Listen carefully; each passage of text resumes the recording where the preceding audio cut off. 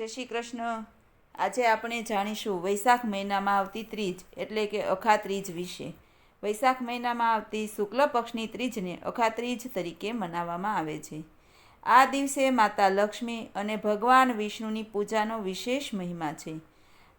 અખાત્રીજના દિવસે પરશુરામનો છઠ્ઠા અવતાર તરીકેની કથા જે છે તે આપણે સાંભળીશું। જો તમને મારી આ વાર્તા ગમે તો લાઈક કરો, શેર કરો, સબસ્ક્રાઈબ કરો। જો તમને મારી આ ચેનલ ગમે તો સબસ્ક્રાઈબ કરી લો કે જેથી કરીને અવનવી વાર્તા તેમજ ઇતિહાસ રોજ તરત સાંભળવા મળશે। મિત્રો, આજે આપણે સાંભળીશું અખાત્રીજના દિવસે પરશુરામનો છઠ્ઠા અવતાર એટલે કે પરશુરામ જયંતિ વિશે તેમજ તેના અવતારની કથા। પરશુરામ એટલે કે ભગવાન વિષ્ણુનો છઠ્ઠો અવતાર જે પરશુરામ જયંતિ તરીકે મનાવાય છે। આમ પણ અખાત્રીજના દિવસને અક્ષય તૃતીયા તરીકે મનાય છે। અક્ષયનો અર્થ ક્યારેય ઘટતો નથી અને તૃતીયાનો અર્થ ત્રીજો દિવસ થાય છે। આ તહેવાર વૈશાખ મહિનાની શુક્લ પક્ષના ત્રીજના દિવસે મનાવવામાં આવે છે। આ દિવસે અક્ષય તૃતીયા તારીખ 30 એપ્રિલ 2025ને બુધવારના રોજ છે। આ દિવસે પરશુરામ જયંતિ ધામધૂમથી મનાવવામાં આવે છે। કહેવાય છે કે આજે પણ ધરતીલોક ઉપર પરશુરામનો વાસ છે, એટલા માટે ભગવાન પરશુરામનો જન્મોત્સવ મનાવવામાં આવે છે। અક્ષય તૃતીયાની તિથિ જ્યારે શરૂ થાય છે ત્યારે પ્રદોષકાળ શરૂ થાય છે, ત્યારે પરશુરામનો જન્મ થયો હતો તેમ માનવામાં આવે છે। આ દિવસે પરશુરામની પૂજા વિધિપૂર્વક કરવામાં આવે છે। તૃતીયા તિથિના મુહૂર્ત વિશે જાણીશું। તૃતીયા તિથિનો પ્રારંભ તારીખ 29 એપ્રિલ 2025ને સાંજે 5:31 શરૂ થાય છે, જ્યારે તારીખ 30 એપ્રિલ 2025ને બુધવારના રોજ બપોરે 2:12 પૂરી થાય છે। આજે આપણે જાણીશું કે ભગવાન પરશુરામના જીવન સાથે જે જોડાયેલી ખાસ વાતો છે તે આજે પણ અમર છે। આજનું ભગવાન પરશુરામ આજે પણ અમર છે, આ કળિયુગના કાળમાં પણ જીવિત છે। ધાર્મિક માન્યતા અનુસાર ભગવાન પરશુરામને ભગવાન શિવ દ્વારા વિનાશકનો ગુણ અને ભગવાન વિષ્ણુ દ્વારા રક્ષકનો ગુણ આપવામાં આવ્યો હતો। ભગવાન પરશુરામે ભગવાન શિવની કઠોર તપસ્યા કરી હતી અને વરદાન રૂપે અનેક પ્રકારના શસ્ત્રો દેવો કે દેવ મહાદેવ પાસેથી મેળવ્યા હતા। ભગવાન શિવે કુહાડી એટલે કે પરશુ આપી હતી, એટલે પરશુરામ કુહાડી રાખતા હોવાથી તેમનું નામ પરશુરામ પડ્યું। પરશુરામનું જન્મ નામનો ફક્ત રામ જ હતું। ભગવાન પરશુરામ જે બીજા ઘણા નામથી ઓળખવામાં આવે છે, જેવા કે રામભદ્ર, ભાર્ગવ, ભૃગુપતિ, જમદગ્ન, ભૃગુવંશી, આમ અનેક નામોથી પણ ઓળખવામાં આવે છે। ભગવાન પરશુરામનો જન્મ ઋષિ જમદગ્નિ અને માતા રેણુકાને ત્યાં થયો હતો। ધાર્મિક માન્યતા અનુસાર પરશુરામનો જન્મ અન્યાય અને અધર્મ અને પાપી જે કાર્ય છે તેનો નાશ કરવા માટે થયો હતો। પરશુરામ જયંતિના દિવસે આ શ્લોકનું ઉચ્ચારણ કરવું: ઓમ બ્રહ્મક્ષત્રાય વિદ્મહે ક્ષત્રિયાંતાય ધીમહિ તન્નો રામઃ પ્રચોદયાત। આ સિવાય જે મંત્ર છે તે ઓમ પરશુરામ નમઃ, ઓમ પરશુરામ નમઃ નામના મંત્રનો પણ જાપ કરો અથવા તો રામ નામનો પણ જાપ કરી શકાય છે। આગળ આપણે પરશુરામની જન્મની કથાનો મહિમા પણ સાંભળીશું। મિત્રો, 7 જે સંજીવનીઓ છે તેના નામ આપણે જાણીએ। તેમનો આજે પણ આ ધરતી પર વાસ છે, જેમાં હનુમાનજી, પરશુરામ, અસુરરાજ બલિ, વિભીષિત, અશ્વસ્થામા, મહર્ષિ વ્યાસ અને કૃપાચાર્ય। આ 7 સંજીવનીઓ આ શ્રાપના કારણે આજે પણ બંધાયેલા રહીને પણ આ મૃત્યુલોક ઉપર જીવિત છે, દિવ્ય શક્તિ પ્રાપ્ત કરી લીધી છે। આ 7માં પરશુરામ જે છે તે ભગવાન શ્રી નારાયણના છઠ્ઠા અવતાર તરીકે ઓળખાય છે। તેમના હાથમાં પરશુ હોવાથી પરશુરામ તરીકે ઓળખાય છે। આજે આપણે સાંભળીશું પરશુરામની કથા। આ કથા મહાભારતમાં આપેલી છે। સુખદેવજી રાજા પરીક્ષિતને ભગવાનના વિવિધ અવતારોની કથા સંભળાવે છે। તેમાં પરશુરામની કથા પણ સંભળાવી હતી। હે રાજન, એક દિવસ નારદજીએ પુરૂરવા રૂપ અને ગુણ અને પરાક્રમોના વર્ણન ઇન્દ્રની સભામાં કર્યું। સ્વર્ગની અપ્સરા ઉર્વશી આ રાજાના ગુણોને સાંભળીને તેના પર મોહિત થાય છે અને મનુષ્યલોકમાં આવીને રાજા પુરૂરવા પાસે ગઈ અને રાજાએ તેને જોઈને હર્ષથી રોમાંચિત થઈને તેમની ઘણા વર્ષો સુધી ક્રીડા કરી. પરંતુ ઉર્વશીએ અમુક શરતો મૂકી હતી. તે શરતોનું પાલન ન થતાં ફરી સ્વર્ગમાં જાય છે. જ્યારે ઉર્વશી ફરી સ્વર્ગમાં ગઈ ત્યારે પુરુરવા રાજા ઉન્મત્તિની પેઠે પૃથ્વી ઉપર ભટકવા લાગ્યા. આ જોઈને ઉર્વશી તેમની પાસે એક વચન કહે છે કે પ્રત્યેક વર્ષના અંતે એક રાત્રિ આવે છે, ત્યારે તમારી સાથે રહીશ. મારા તમને જે સંતાનો પ્રાપ્ત થશે, જો તમે સ્વર્ગ ગંધર્વોની સ્તુતિ કરીને પ્રસન્ન કરશો તો તેવા મને તમારી પાસે પાછી મોકલશે. ઉર્વશીના કહ્યા પ્રમાણે ગંધર્વોની સ્તુતિ કરી અને પ્રસન્ન થઈને તેઓ અગ્નિની એક થાળી આપતા આ ઉર્વશી છે. રાજા તો થાળીને ઉર્વશી માનીને વનમાં ફરવા લાગ્યા, પરંતુ જાણવા મળ્યું કે આ ઉર્વશી નથી, પરંતુ અગ્નિની થાળી છે. એટલે તે થાળી લઈને વનમાં જાય છે અને રાત્રિ દરમિયાન ધ્યાન કર્યું. ત્યારે ત્રેતાયુગનો સમય હતો. મનમાં કાર્યબોધ કરતા 3 વેદો પ્રગટ થયા. તે વનમાં છોડી દીધેલી થાળી લેવા ગયા, ત્યારે તે જગ્યાએ અરણીનું વૃક્ષ હાથમાં આવ્યું. તે વૃક્ષના વચ્ચેના ભાગમાં પીપળો ઉગ્યો હતો. પીપળામાંથી તેણે 2 અરણી બનાવી ઉર્વશીની પાસે સ્વર્ગલોકમાં જવાની ઈચ્છા કરી. ત્યાર પછી બંને અરણીઓને તેમજ વચ્ચેના ભાગને ઉર્વશી તેમજ યુગની કલ્પના કરી. ત્યારે તેમાંથી જાતવેદા નામના અગ્નિ પ્રગટ થયો. તે અગ્નિ વડે સર્વો દેવોમય અગ્નિપતિ શ્રીહરિનું તેઓ પૂજન કરવા લાગ્યા. પહેલાં ઓમકાર વેદ રૂપ હતા અને નારાયણ દેવ રૂપ હતા. પછી ત્રેતાના આરંભમાં આ પુરુરવાના સમયથી 3 વેદો થયા. પુરુરવાએ અગ્નિને પુત્ર રૂપે સ્વીકાર્યો અને ગંધર્વલોક મેળવ્યું હતું. પુરુરવાની ઉર્વશીને 6 યુગ થયા. તેના વંશમાં ગાંધી નામના રાજા થયા. આ ગાંધીને સત્યવતી નામની એક કન્યા હતી. તેની રુચિકા નામની રુચિએ માંગણી કરી. ત્યારે શરત રાખી કે એક બાજુ કાળા કાનવાળા અને શરીરે ચંદન જેવા ધોળા એવા 1000 ઘોડાઓ તમે લાવો તો હું આ કન્યા તમને પરણાવું. ઋષિત મુનિએ વરુણદેવની સહાયથી આવા જ ઘોડા લાવીને રાજાને આપ્યા. રાજાએ શરત પ્રમાણે સત્યવતી તેને તે સોંપી. ગાંધી રાજા પુત્રહીન હતા અને તેની રાણીને સંતાનની કામના હતી. રાજાએ તેમની ઈચ્છા ઋષિને કહી. તે સમયે રુચિપતિ સત્યવતીએ પણ પુત્ર માટે ઈચ્છા બતાવી. આ મા અને દીકરીની ઈચ્છા પૂરી કરવા ઋષિએ 2 સુરુ તૈયાર કર્યા.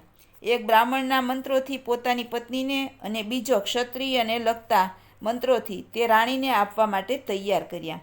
આમ બંને સરૂ તૈયાર કરીને જ્યાં સ્નાન કરવા જાય છે તેટલામાં સત્યવતી પાસે તેની માતાએ સત્યવતીને આપવાનો ઉન્માદ કરીને તેની માંગણી કરી અને સરૂ લઈ લીધો. આ રીતે બંનેએ સરૂની અદલા બદલી કરી અને આ પ્રસાદીના રૂપમાં ગ્રહણ કરી લીધી. જ્યારે ઋષિ સ્નાન કરીને આવ્યા ત્યારે તેમને આ વાતની ખબર પડતા સત્યવતી ઉપર ખૂબ જ નારાજ થયા અને ઋષિ બોલ્યા, તમારો પુત્ર સર્વને શિક્ષા કરનાર અને ભયંકર કર્મો કરનાર થશે, જ્યારે રાણીનો પુત્ર મોટો બ્રહ્મવેદ થશે. આમ સત્યવતીએ આ વાત સાંભળીને આમ થાય તે માટે રુચિને પ્રાર્થના કરે છે. ત્યારે ઋષિ કહે છે, સારું, પરંતુ તમારો પુત્ર ભયંકર સ્વભાવનો તો થશે. સત્યવતીને જમદગ્નિ નામનો પુત્ર થયો. તેના લગ્ન રેણુની પુત્રી રેણુકા સાથે થયા અને રેણુકાએ પશ્માન વગેરે પુત્રને જન્મ આપ્યો. તેમાં સૌથી નાના પુત્ર હતા તે હતા પરશુરામ, જેણે હૈયય કુળનો નાશ કર્યો હતો. તેઓ શ્રાવાસુ દેવ અંશાવતાર કહેવા લાગ્યા. તેમણે આ પૃથ્વીને 21 વારની ક્ષત્રિય કરી હતી. આ સાંભળીને સુખદેવજીને રાજા પરીક્ષિતને પૂછ્યું છે કે હે મહારાજ, ક્ષત્રિયોએ ભગવાન પરશુરામનો એવો કયો અપરાધ કર્યો હતો કે તેમના કુળનો વારંવાર નાશ થતો રહ્યો?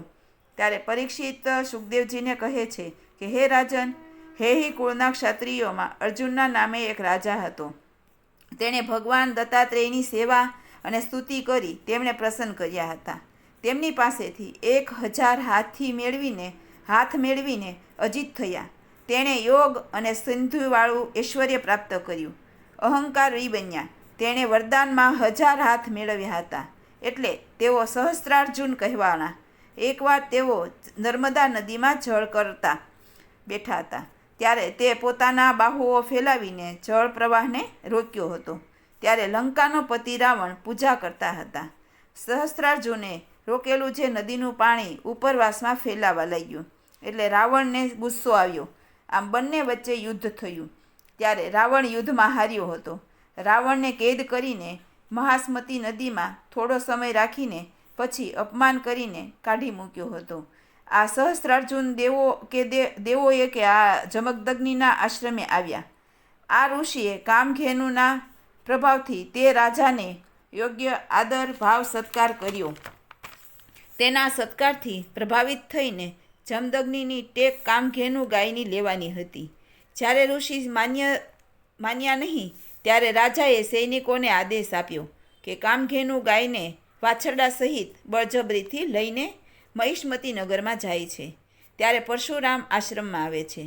તેણે સહસ્ત્રાર્જુન દ્રષ્ટા જોઈને ક્રોધિત થયા અને તેમણે તરત જ ઉર્વશીના ભાથોડ, ઢાલ અને ધનુષ્ય લઈને સહસ્ત્રાર્જુન પાછળ થાય છે. સહસ્ત્રાર્જુન પરશુરામને પોતાની પાછળ આવતા જોઈને તેમની સાથે મોકલે છે. ત્યારે પરશુરામજીએ રાજાના આખા સૈન્ય સહિત સહસ્ત્રાર્જુનનો પણ નાશ કર્યો. સહસ્ત્રાર્જુન મરાયો ત્યારે તેમના 10,000 પુત્રો ભયના માર્યા જતા રહ્યા. પરશુરામજી કામધેનુને લઈને આશ્રમમાં આવીને પિતાને બધી વાત બતાવી. પરશુરામજીએ રાજાનો વધ કર્યો તે વાત જાણીને જમદગ્નિ દુઃખી થયા અને કહે છે, હે પુત્ર, રાજાનો વધ બ્રહ્મહત્યા કરતાં પણ મોટું પાપ ગણાય છે. એટલે તું ભગવાન પ્રત્યે મન પરોવી તીર્થયાત્રા કરીને આ પાપનો નાશ કર. પિતાની આજ્ઞા સાંભળીને પરશુરામજી 1 વર્ષ સુધી તીર્થયાત્રા કરીને આશ્રમમાં પાછા આવ્યા. ત્યારે પરશુરામની માતા રેણુકા જળ ભરવા માટે ગંગા કિનારે જાય છે. ત્યાં ગંધર્વરાજ ચિત્રરથને અપ્સરાઓની સાથે ક્રીડા કરતા જોઈને તેમાં મગ્ન થઈ ગયા અને તેમને પોતાના સમય વીતી ગયો તેમનો ખ્યાલ રહ્યો નહીં.